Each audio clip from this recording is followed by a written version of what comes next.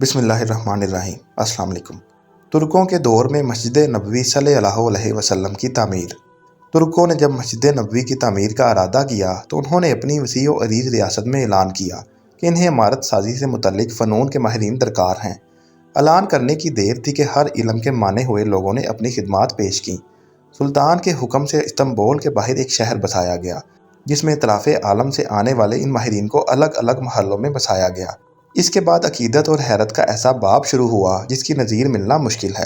خلیفہ وقت جو دنیا کا سب سے بڑا فرمان روا تھا وہ نئے شہر میں آیا اور ہر شعبے کے ماہر کو تاکید کی کہ اپنے ذہین ترین بچے کو اپنا فن اس طرح سکھائے کہ اسے یکتا و بے مثال کر دے۔ اسی اثنا میں ترک حکومت اس بچے کو حافظ قرآن اور شہر سوار بنائے گی۔ دنیا کی تاریخ کا یہ عجیب و غریب منصوبہ کئی سال جاری رہا۔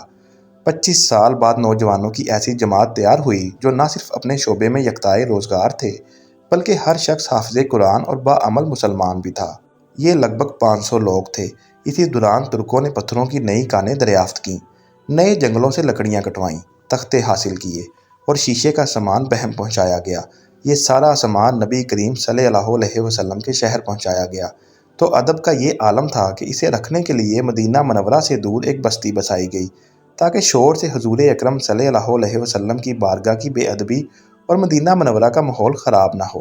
نبی صلی اللہ علیہ وسلم کے ادب کی وجہ سے انہیں حکم تھا اگر کسی کٹے پتھر کو اپنی جگہ بٹھانے کے لیے چوٹ لگانے کی ضرورت پیش آئے تو موٹے کپڑے کو پتھر پر تہ بتہ یعنی کئی بار فولڈ کر کے رکھیں، پھر لکڑی کے ہتھوڑے سے آہستہ آہستہ سے چوٹ لگائیں تاکہ آواز پیدا نہ ہو، اور اگر ترمیم کی ضرورت ہو تو اسے واپس اسی بستی بھیجا جائے، وہاں اسے کاٹ کر درست کیا جائے۔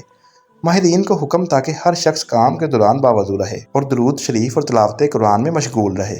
حجرہ مبارک کی جالیوں کو کپڑے سے لپیٹ دیا گیا کہ گرد و غبار اندر روضہ پاک میں نہ جائے۔ ستون لگائے گئے کہ ریاض الجنت اور روضہ پاک پر مٹی نہ گرے۔